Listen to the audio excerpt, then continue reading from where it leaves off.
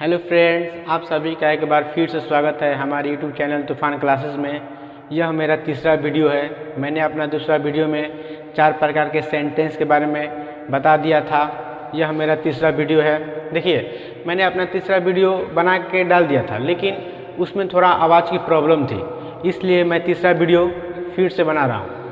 तो आज हम लोग पढ़ेंगे सब्जेक्ट, वर्ब और ऑब्जेक्ट के बारे में। किसी भी कंप्लीट सेंटेंस को पूरा करने के लिए 3 चीज़ें ज़रूरी है। सबसे पहला आता है हमारा सब्जेक्ट यानी कर्ता, वर्ब यानी क्रिया और ऑब्जेक्ट यानी कर्म। तो देखते हैं। सब्जेक्ट SUBJECT, सब्जेक्ट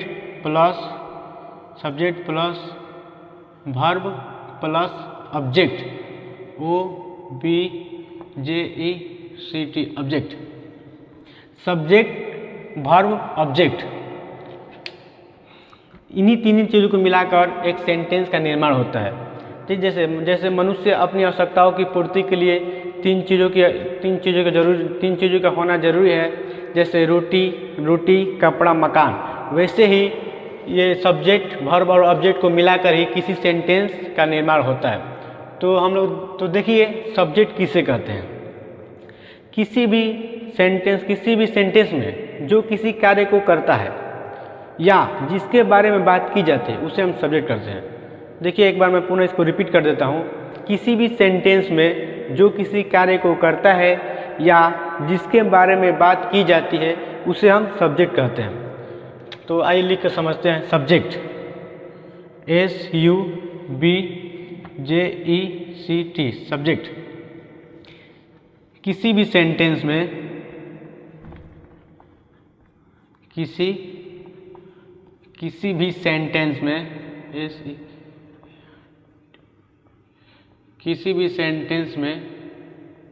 जो किसी कार्य को करता है, जो किसी कार्य को करता है, किसी भी सेंटेंस में जो किसी कार्य को करता है या जिसके बारे में बात की जाती है, जिसके बारे में बात की जाती है,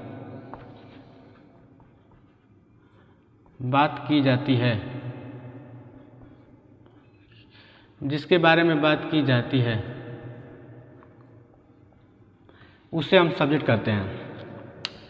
तो आप देख रहे हैं कि सब्जेक्ट का डिफरेंस कर रहा है। किसी भी सेंटेंस में जो किसी कार्य को करता है या जिसके बारे में बात की जाती है, उसे हम सब्जेक्ट करते हैं। तो आइए हम इसको एग्जाम्पल के माध्यम से समझने का प्रयास करते हैं। जैसे कि मैं एग्जाम्पल लिखता हूँ, Ram goes to house.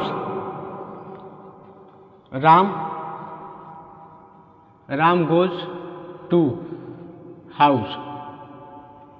Ram goes to house, Ram घर जाता है।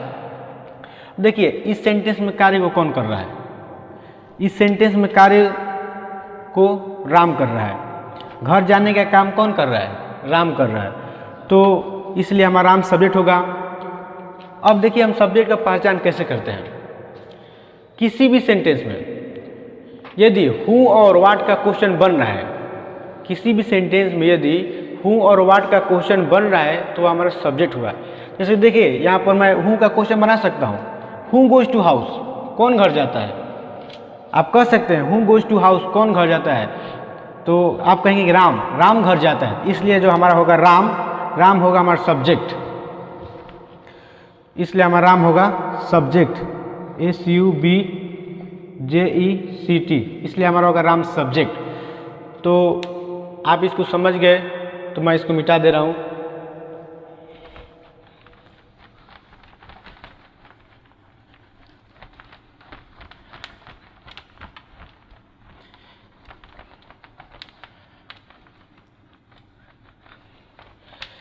अब आइए हम दूसरा एग्जाम्पल देखते हैं।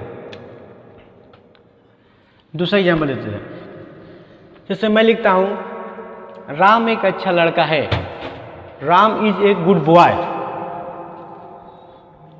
राम जैसे कि मैं दूसरा एग्जाम्पल लिख दे रहा हूँ, जैसे कि श्याम एक अच्छा लड़का है, तो Shyam is a good boy. Shyam SHAYAM, Shyam is a good boy. Shyam is a good boy, Shyam एक अच्छा लड़का है। अब देखिए इस सेंटेंस में कार्य कौन कर रहा है? इस सेंटेंस में तो कोई कार्य नहीं कर रहा है। श्याम एक अच्छा लड़का है, श्याम की विशेषता बता रहे हैं, इसमें तो कोई कार्य नहीं कर रहा है। तो देखिए जब हम डिफिनेशन में लिखा था कि किसी भी सेंटेंस में जो किसी कार्य को करता है या जिसके बारे में बात की जाती है, देखिए इस सेंटेंस में किसके बारे में बात की जाती है? आप पूछ सकते हैं कि कौन अच्छा है, कौन एक अच्छा लड़का है, तो इसका आंसर होगा जवाब इसका आप कहेंगे श्याम एक अच्छा लड़का है। अब यहाँ पर हूँ का क्वेश्चन बन रहा है, who is a good boy. हम आपसे कह सकते हैं who is a good boy, who is a good boy, who is a good boy.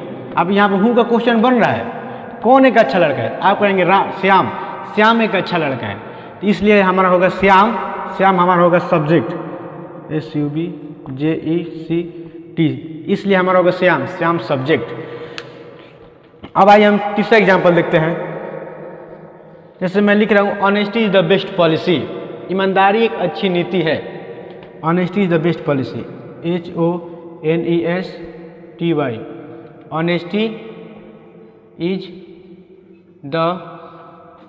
Honesty is the best policy, honesty is the best policy, ईमानदारी एक अच्छी नीति है। इसमें तो ऑनेस्टी द बेस्ट पॉलिसी, ईमानदारी एक अच्छी नीति है, इसमें तो कोई कार्य नहीं कर रहा है। लेकिन इस टेंस में बात किसके बारे में चल रही है? ऑनेस्टी के बारे में बात चल रही है, यानी ईमानदारी के बारे में बात चल रही है। अब यहाँ पर हूँ का क्वेश्चन नहीं बनेगा, आप ये नहीं कह सकेंगे who is the best policy, ईमानदारी कौन है, आप ऐसा क्वेश्चन नहीं बना सकते। यहाँ पर क्वेश्चन बनेगा, जैसे मैं पहले ही आपसे कहा था, किसी भी सेंटेंस में यदि हूँ और वाट का क्वेश्चन बनना है तो हमारा सब्जेक्ट होगा। तो यहाँ पर अब बनेगा वाट का question, what is the best policy, अच्छी नीति क्या है? तो यहाँ पर हमारा वाट का क्वेश्चन बनेगा, अच्छी नीति क्या है? तो आप कहेंगे honesty is the best policy, ईमानदारी एक अच्छी नीति है। इसलिए हमारा जब वाट का क्वेश्चन बनना है, मैंने पहला एग्जाम्पल में हूँ का क्वेश्चन बन रहा था, दूसरा एग्जाम्पल में भी हूँ का क्वेश्चन बन रहा था, लेकिन तीसरा एग्जाम्पल में आप वाट का क्वेश्चन नहीं बना, हूँ का क्वेश्चन नहीं बना सकते। यहाँ पर बनेगा वाट का question, what is the best policy, अच्छी नीति क्या है? आप कहेंगे honesty is the best policy, ईमानदारी एक अच्छी नीति है। तो इसलिए हमारा ऑनेस्टी होगा सब्जेक्ट, सब्जेक्ट। तो आप सब्जेक्ट के बारे में, सब्जेक्ट को पहचानना समझ गए होंगे, तो मैं इसको मिटा दे रहा हूँ। तो देखिए हमारे पढ़ रहे हैं ऑब्जेक्ट, किसी भी सेंटेंस में क्रिया का प्रभाव जिस पर पड़ता है उसे हम ऑब्जेक्ट कहते हैं। तो आइए इसको हम एग्जाम्पल के माध्यम से समझने का प्रयास करते हैं। जैसे मैं लिख रहा हूँ शिवम आम खाता है, Shivam SHIVAM, Shivam it's a mango, Shivam it's a mango, MANGO, Shivam it's a mango, Shivam आम खाता है। तो देखिए शिवम आम खाता है, अब क्रिया का प्रभाव किस पर पड़ रहा है? क्रिया का प्रभाव आम पे पड़ रहा है। अब शिवम है तो आम को खाएगा, वो खुद को नहीं ना खाएगा, वो आम को खाएगा, इसलिए हमारा होगा मैंगो, हमारा आम ऑब्जेक्ट होगा, OBJECT, ऑब्जेक्ट, इसलिए हमारा मैंगो ऑब्जेक्ट होगा। तो आप ऑब्जेक्ट के बारे में समझ गए, सब्जेक्ट के बारे में समझ गए और ऑब्जेक्ट के बारे में समझ गए। अब हम लोग पढ़ेंगे ऑब्जेक्ट। देखिए ऑब्जेक्ट दो प्रकार की होती है। पहला होता है डायरेक्ट ऑब्जेक्ट। डायरेक्ट ऑब्जेक्ट उससे कहते हैं जो नॉन लिविंग यानी निर्जीव होता है, और दूसरा होता है इनडायरेक्ट ऑब्जेक्ट। इनडायरेक्ट ऑब्जेक्ट उससे कहते हैं जो लिविंग यानी सजीव होता है। तो हम देखते हैं पहला direct object, DIRECT, direct object, OBJECT, direct object. दूसरा होता है indirect object, INDIRECT, indirect object, OBJECT। पहला होता है डायरेक्ट ऑब्जेक्ट और दूसरा होता है इनडायरेक्ट ऑब्जेक्ट। तो डायरेक्ट ऑब्जेक्ट कहा कि डायरेक्ट ऑब्जेक्ट उसे कहते हैं जो नॉन लिविंग या निर्जीव होता है, और इनडायरेक्ट ऑब्जेक्ट उसे कहते हैं जो लिविंग यानी सजीव होते हैं। तो आप समझ गए, तो इसको मैं मिटा दे रहा हूँ। अब देखिए हम डायरेक्ट ऑब्जेक्ट की एग्जाम्पल के माध्यम से समझने का प्रयास करते हैं। इसके मैं लिख रहा हूँ, श्याम ने मुझे सेव दिया। श्याम ने मुझे सेव दिया। श्याम ने मुझे सेव दिया। सेव दिया। देखिए श्याम ने मुझे सेव दिया। अब देखिए इसमें दो ऑब्जेक्ट है, एक मी है और एक सेव है। यदि श्याम ने मुझे सेव दिया, जब श्याम मुझे सेव देगा तो सबसे पहले सेव को उठाएगा और उसके बाद मुझे देगा। सबसे पहले क्रिया का प्रभाव किस पर पड़ रहा है? सबसे पहले क्रिया का प्रभाव सेव पर पड़ रहा है, एप्पल। तो एप्पल हमारा होगा direct object, DIRECT, direct object, OBEJECT, direct object. और मुझे होगा indirect object, INDIRECT, indirect object, indirect object. तो आप समझ गए। जैसे एक और मैं एग्जांपल दे रहा हूँ, राम ने मुझ पर पत्थर फेंका। राम ने मुझ पर पत्थर फेंका। सबसे पहले क्रिया का प्रभाव किस पर है? पत्थर, स्टोन। तो हमारा पत्थर होगा डायरेक्ट ऑब्जेक्ट और मुझ पर फेंका तो मैं होगा इनडायरेक्ट ऑब्जेक्ट। तो समझ गए डायरेक्ट ऑब्जेक्ट और इनडायरेक्ट ऑब्जेक्ट। तो जैसे मैं इसको मिटा दे रहा हूँ। अब देखिए, तो अब देखते हैं हम ऑब्जेक्ट का पहचान कैसे करते हैं। मैंने आपसे सब्जेक्ट में बोला कि यदि हु और व्हाट का क्वेश्चन बन रहा है, यदि हु और व्हाट का क्वेश्चन बन रहा है तो हमारा सब्जेक्ट होगा। तो अब देखिए हम ऑब्जेक्ट का पहचान कैसे करें। यदि हुम और व्हाट का क्वेश्चन बन रहा है, किसी भी सेंटेंस में यदि हुम और व्हाट का क्वेश्चन बन रहा है तो वह हमारा ऑब्जेक्ट होगा। जैसे कि मैं लिख रहा हूँ, वह तुम्हें पीटता है। वह तुम्हें पीटता है। वह तुम्हें पीटता है। वह तुम्हें पीटता है। वह तुम्हें पीटता है। अब देखिए, अब इसमें आप हुम का रिप्लाई कर सकते हैं। ही बीट्स हुम, वो किसको पीटता है? ही बीट्स हुम, वो किसको पीटता है? तो आप कहेंगे वो तुम्हें पीटता है। तो इसमें तुम्हें क्या होगा? तुम्हें हमारा होगा ऑब्जेक्ट, OBJECT, ऑब्जेक्ट। तो वो तुम्हें पीटता है, तो ये हमारा होगा ऑब्जेक्ट। हुम बीट्स, यहाँ पर हु का रिप्लाई बन रहा है, यहाँ पर हु का क्वेश्चन बन रहा है। आप कह सकते हैं कि ही बीट्स हुम, आप कह सकते हैं।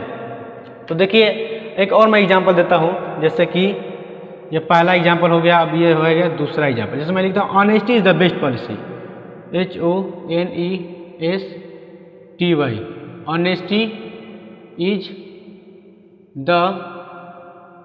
Honesty is the best policy. तो देखिए honesty is the best policy, ईमानदारी एक अच्छी नीति है। अब देखिए इस सेंटेंस में हुम का क्वेश्चन नहीं बनेगा। आप ये नहीं कह सकेंगे ऑनेस्टी इज द हुम, आप ये नहीं कह सकते। आप कहेंगे ऑनेस्टी इज द व्हाट, ईमानदारी क्या है। आप कहेंगे ऑनेस्टी इज द व्हाट, ईमानदारी क्या है। पॉलिसी, बेस्ट पॉलिसी, अच्छी नीति है, इसलिए हमारा होगा पॉलिसी हमारा होगा ऑब्जेक्ट, OBJECT, ऑब्जेक्ट। अब देखिए बेस्ट पॉलिसी नहीं होगा, ये जो बेस्ट है ये तो नाउन को क्वालिफाई कर रहा है। ये हमारा बेस्ट पॉलिसी नहीं होगा, केवल पॉलिसी हमारा ऑब्जेक्ट होगा, ना कि बेस्ट पॉलिसी होगा।